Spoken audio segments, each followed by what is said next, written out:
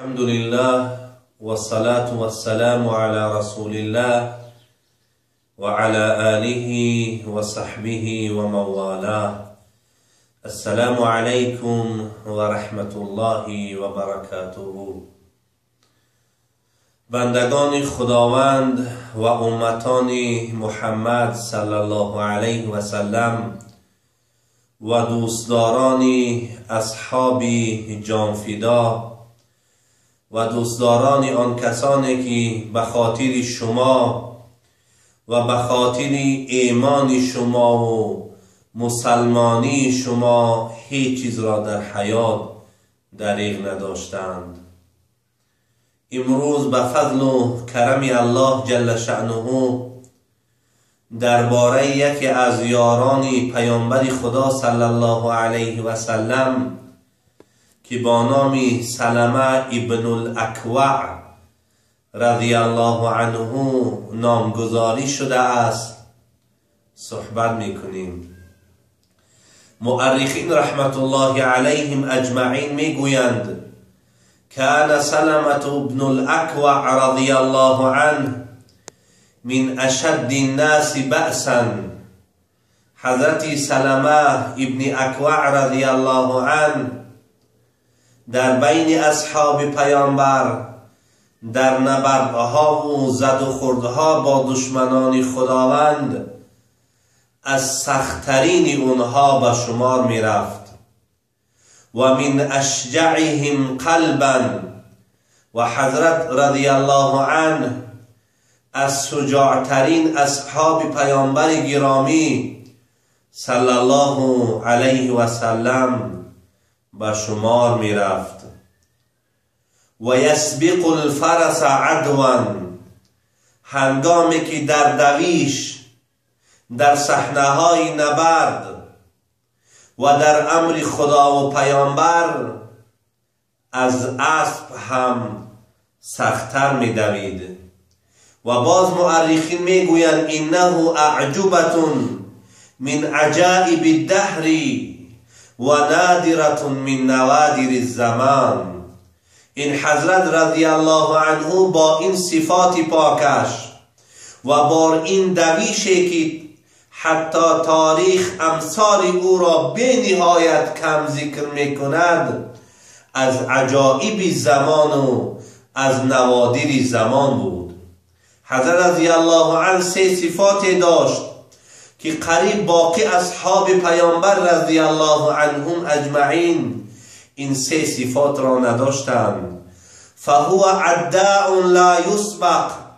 حضرت رضی الله عنه در دویش چنان سخت می دوید که باقی اصحاب پیامبر رضی الله عنهم اجمعین مثل او نمی دویدند.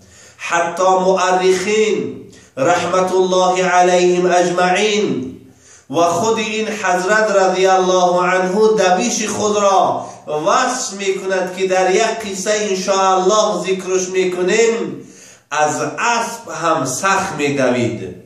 و دومین صفت حضرت رضی الله عنه این بود که ورام لا یخطئ. چنان نشانه زنی بود که هر تیری که در راه خدا میزد تیر او در هدفش میرسید و خطا نمیخورد. و سیوم صفات حضرت این بود و مقداد لا یهاب. حضرت رضی الله عنه در نبردها در درون جنگ داخل می شد و از مرگ نمی ترسید. این سه صفاتی هست که قریب باقی اصحاب پیغمبر رضی الله عنهم اجمعین در خود نداشتند مگر این جوان مکی، این جوانی که امام بخاری و مسلم و ابو داود و باقی کتاب سنن از این احادیث زیادی روایت کردند. حضرت سلمه ابن اکوع رضی الله عنه از جمله جوانانی بود در مکه مکرمه که صاحب مال بود، صاحب زمین بود، اما مال و زمینداری او و جاه او را از راه دین خداوند من نکرد، بلکه همه این را ترک کرد و به خدا و پیامبرش ایمان آورد و به سوی خدا و پیامبر هجرت کرد و در خدمت پیغمبر گرامی صلی الله علیه و سلم دائما حاضر بود.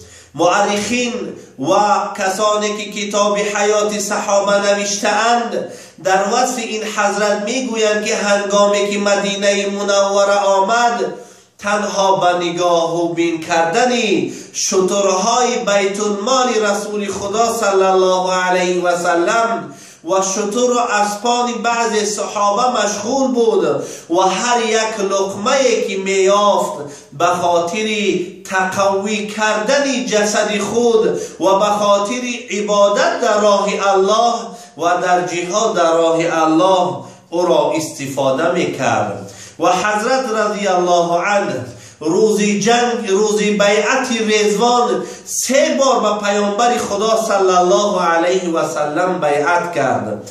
سال از سالها رسول اکرم صلی الله علیه و سلم با جمعی که زیاده از 1500 صحابی بود خواست به عمره برود، اما مشرکان مکه پیامبر و اصحاب او را منع کردند و نگذاشتند که اونها زیارت بیت الله کنند و رسول اکرم صلی الله علیه و سلم دوماد خود حضرت عثمان ابن عفان رضی الله عنه را به سوی قریش فرستاد تا که به آنها بفهماند که پیامبر برای جنگ نآمد، تنها پیامبر گرامی قدر صلی الله علیه و سلم برای عمره آمده است. اما مشرکان وقتا که حضرت عثمان را بند کردند، آوازه آمد که حضرت عثمان به شهادت رسید. پیامبر اصحاب خود را جمع کرد در ته یک درخت و از اونها عهد گرفت که از عثمان قصد میگیرند، از مشرکان قصد میگیرند به خاطر کشتن عثمان. حضرت میگوید رضی الله عنه که من با پیامبر خدا عهد دادم که ای رسول الله تا آخر من قاطع تو هستم، با تو هستم. و مردم که نیست شد، باز پیامبر گفت یا سلمه بایعنی، قلت یا رسول الله بایعتک فی اول الناس. ای سلمه، پیامبر گفت که ای سلمه با من عهد بدی. برای او گفتم که ای رسول خدا من در اول مردم به تو عهد دادم و بیعت کردم. باز گفت که بار دیگر بیعت کن. میگوید بار دیگر بیعت کردم. وقتا که مردم قریب به آخر میرسید، بار دیگر رسول اکرم فرمود یا سلمه بایع، ای سلمه با من بیعت کو. گفتم یا رسول الله بایعت اول الناس و نصفهم، ای رسول خدا در اول مردم و در بین مردم من به تو بیعت کردم. باز گفت که ای سلمه باز بیعت کو و باز به پیامبر خدا صلی الله علیه و سلم بیعت کردم. این تأکید پیامبر خدا بود. این لطف رسول الله صلی الله علیه و سلم به این جوان شجاع بود که همه خواست که این جوان در عقیده خود ثابت باشد و خدمت برای مسلمان ها بکند.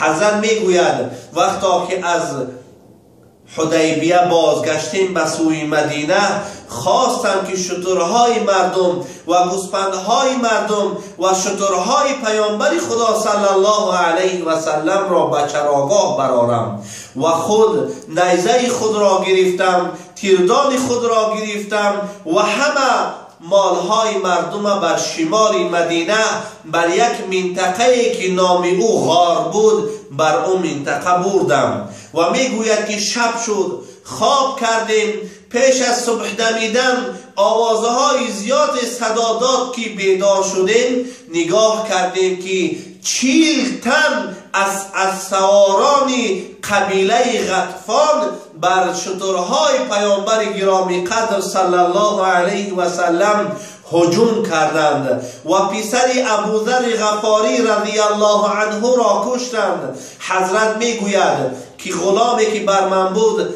اسب را سوارش کردم و گفتم برو پیامبر گرامی قدر صلی الله علیه و سلم را از این واقعه خبردار کن و من خودم با اونها در نبرد آمدم. حضرت میگوید که از پس اونها حرکت میکردم، در دست نیزه داشتم و اونها را با تیر خود خوناشان میکردم و اونها را به قتل میرساندم. هرگاتی که چند شتری از شترهای پیامبر عقیب میکردند و زورشان نمیرسید که بدزدن، میگرفتم سنی مدینه عقیبشان هی میکردم و باز از قفای اونها جمع کرده میرفتم و بر همین طور اونها در یک راه رسیدند که در بین دو کوه بود. حضرت میگوید که بالای اون کوه برآمدم و احیل علیهم الحجارة حتی لا یبقى من ابل رسول الله صلی الله علیه و سلم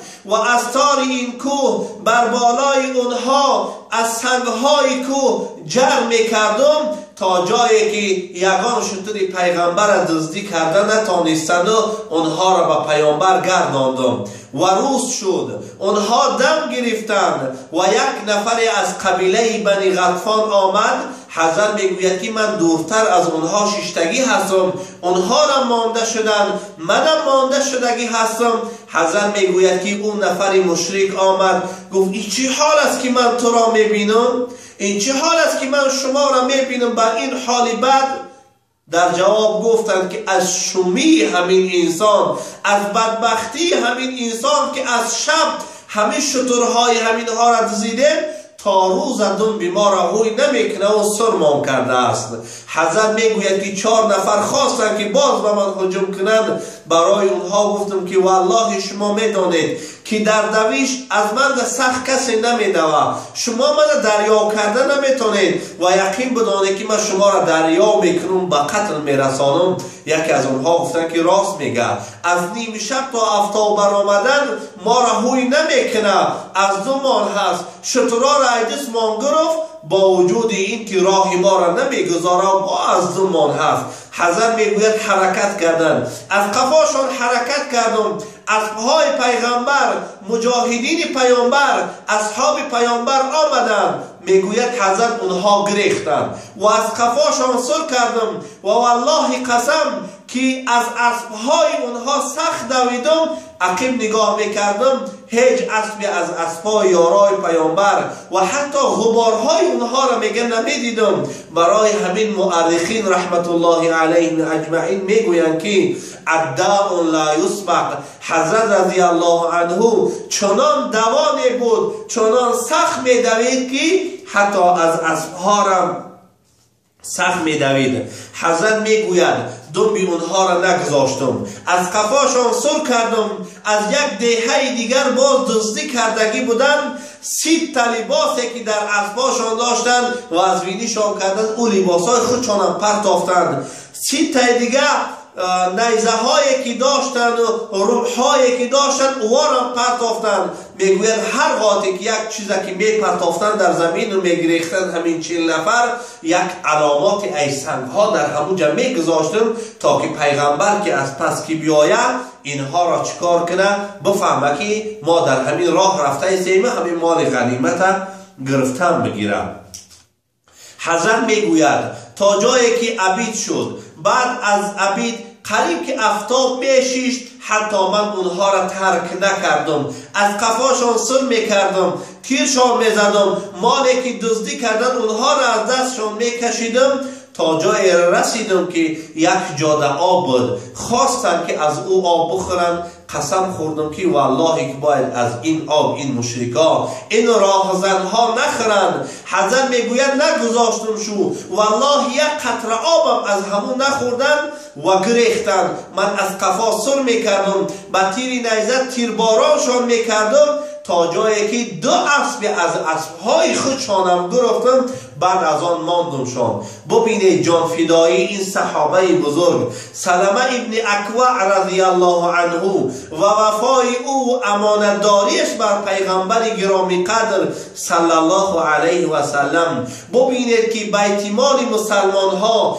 اون مالی که رسول اکرم صلی الله علیه و سلم از مال مسلمان ها در اختیارش و در نگهبانیش که گذاشت، به جانش، به فرزندهاش، به خاندانش تمام مشکلی را بر دوش گرفت، اما در مال مسلمان ها خیانت نکرد. این طور بودند اصحاب رسول اکرم صلی الله علیه و سلم که خداوند عزت دنیا و آخرت برای اونها نصیب فرمود. دوستان عزیز و گرامی قدر، دوستان عزیز و گرامی قدر و بندگان خدا و امتان رسول صلی الله علیه و سلم، امروز امت اسلام مثل اصحاب پیامبر به جوانان ضرورت دارد که به مال مسلمان خیانت نکند، به جوانان ضرورت دارد که حکم خدا و پیامبر در جان و تن خود پیاده کنند، به جوانان نیاز دارد که حکم خدا و پیامبر به دیگران برسانند.